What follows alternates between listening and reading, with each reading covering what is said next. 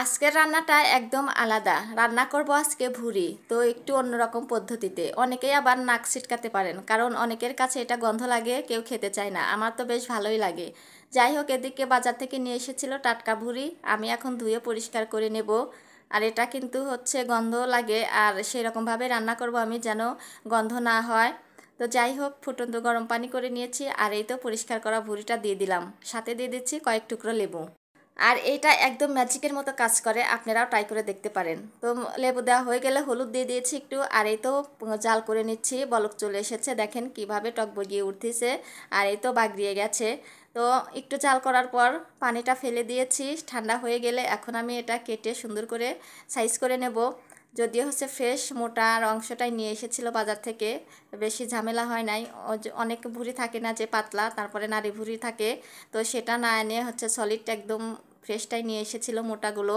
তো আমি হচ্ছে ছোটও না বেশি বড়ও না, সুন্দর করে মানে টুকরো টুকরো করে নিচ্ছিলাম সাইজ মতো। তো আমার কাছে বেশি ছোট ভালো লাগে না, একটু সাইজ মতোই ভালো লাগে, তো সেইভাবেই কেটে নিচ্ছিলাম। তো যাই হোক, কেটে নেওয়া হয়ে গেছিলো। আর এই তো এটা কেটেও সাইজ করে নিতেও অনেকটাই সময় লেগে গিয়েছিল। তো যাই হোক, এটা সময় লাগলেও তো হচ্ছে খেতে লাগে অনেক মজা। তো এদিকে আমি সেদিন রান্না করেছিলাম না, যেদিন পরিষ্কার করেছিলাম তারপরের দিন রান্না করেছিলাম, যেহেতু সময় ছিল না। তো বের করে নিয়েছি, ধুয়ে পরিষ্কার করেও নিয়েছি। আর এই তো প্রেশার কুকারে রান্না করব।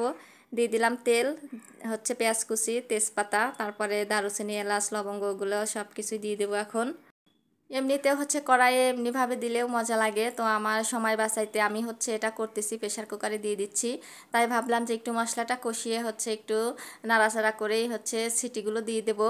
তো এদিকে মশলা কষানো হয়ে গেছিলো, আর ধুয়ে রাখা ভুঁড়িগুলো আমি দিয়ে এখন হচ্ছে ঢেকে সিটি দিয়ে দিব। তো বেশি দেবো না, 5-6টা দিয়ে দেবো, কারণ হচ্ছে জাল করে নিয়েছি আগে, সেই জন্য অল্পই দিয়ে দিলাম। তো যাই হোক, এদিকে হচ্ছে ঢাকনা খুলে নিচ্ছিলাম, আর এই তো সিটি দেওয়া হয়ে গেছে। মাশাল্লাহ, অনেক সুন্দরী কালার এসেছে কিন্তু। আর হচ্ছে গন্ধে যেন সারা রুমটা মোমো করছে, অনেকটাই গন্ধ ছড়িয়েছে। তো যাই হোক, আমি অন্য একটা কড়াইয়ে ঢেলে নিয়েছি, আর এই তো পানিটা অনেকটাই শুকাবো। আর যেহেতু পেঁয়াজ অনেক দিয়েছিলাম, সেই জন্য বেশি মাখো মাখো হয়েছে, তো কোনো ব্যাপার না। তো আমি পানিটা ভালোভাবে শুকিয়ে নিয়েছিলাম, আর এই তো অনেকটাই হচ্ছে সুন্দরই এসেছে কালারটা। যদিও হচ্ছে আমি পরে আবার কিন্তু জাল করে নিয়েছিলাম, যদি এক জালে খেতে তেমন ভালো লাগে না, এটা কিন্তু যত জাল করা হবে ততই মজা লাগে খেতে। তো যাই হোক, শুকিয়ে গিয়েছে। আমি হচ্ছে অন্য চুলায় ভাত বসিয়ে দিয়েছি।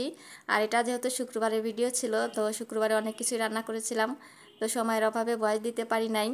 তো আজকে আমি ভয়েস দিলাম। তো হয়ে গেছিলো, আর এই তো এখন গরম গরম রুটির সাথে পরিবেশন করে নিচ্ছিলাম। অনেকটাই খেতে মজা লাগতেছিল। তো কে কে এটা খেতে পছন্দ করেন অবশ্যই জানাবেন। আর আমার ভিডিওটা কেমন লেগেছে আপনাদের কাছে।